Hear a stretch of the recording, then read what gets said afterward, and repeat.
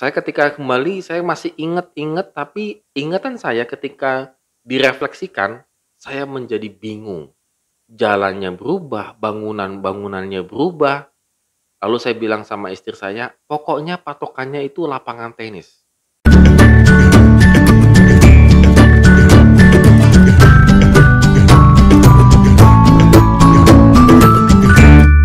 Shalom good readers, hari ini kita kembali merenungkan firman Tuhan dan puji Tuhan kita masuk ke kitab Esra. Waduh, udah baru lagi kitabnya, sudah yang keberapa dari Hakim-Hakim sampai ke Esra. Dan kita akan baca dari Esra pasal 1 ayat 1 sampai dengan yang ke-11. Ayo semangat membaca firman Tuhan sampai Wahyu gitu ya. Kalau bisa sampai Wahyu ini ya. Kita pembacaannya dan kita berusaha memahami firman Tuhan yang bagi saya semakin lama semakin sulit sebenarnya untuk dipahami karena harus menggali konteksnya dan seterusnya begitu ya. Dan itu bukan satu hal yang mudah bagi saya juga gitu. Nah, kita melihat di sini bangsa Israel akan dipulihkan oleh Tuhan dan perkiraannya mereka dalam masa pembuangan itu adalah 70 tahun. Dan Tuhan memakai Raja Koresi untuk mengizinkan orang Yahudi kembali ke tanah airnya dan membangun kembali rumah Allah mereka.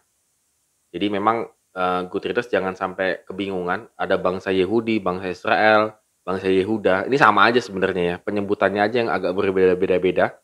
Kalau kemarin kita Israel itu untuk yang utara, yang Yehuda yang selatan. Lalu kemudian ketika mereka masuk masa pembuangan, maka Israel utara selatan itu sudah nggak terlampau diperlihatkan.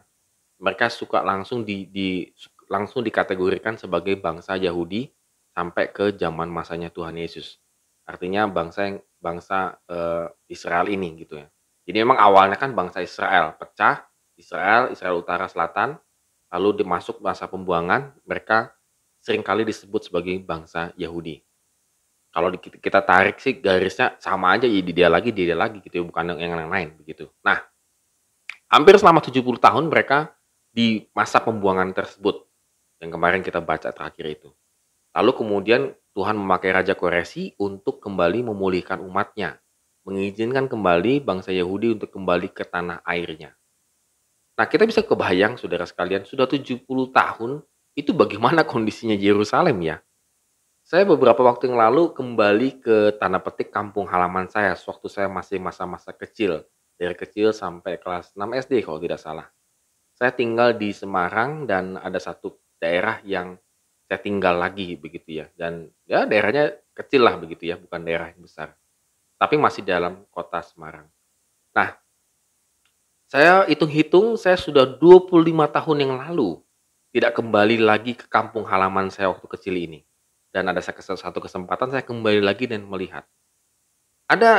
Saya ketika kembali saya masih inget-inget, tapi ingatan saya ketika direfleksikan, saya menjadi bingung.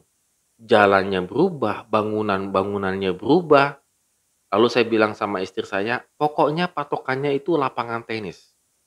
Akhirnya saya muter-muter di daerah situ. Agak muter-muter. Lalu ketika saya ketemu lapangan tenis, saya bilang, nah ini patokannya. Oh ini rumah teman saya, seterusnya dan seterusnya. Dan saya kembali ke rumah saya yang dulu waktu saya kecil. Banyak berubah. Walaupun masih terlihat sekali ada bangunan-bangunan yang kokoh. Maksudnya bangunan rumah saya masih masih yang utama masih ada. Tapi sudah banyak yang berubahnya. Dan yang saya senang sekali adalah teman-teman saya, artinya teman masa kecil saya, keluarganya itu masih tinggal di situ, dekat rumah saya. Dan ketika saya menyapa orang tuanya, dia masih mengingat saya. Jadi 25 tahun berubah, banyak yang berubah. Saya bilang saya nyasar ke sini. Nah, apalagi dengan bangsa Yahudi yang 70 tahun meninggalkan Yerusalem.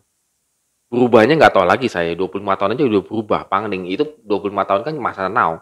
Kalau zaman dulu, waduh itu nggak ngerti dah. Orangnya berubah, semuanya berubah.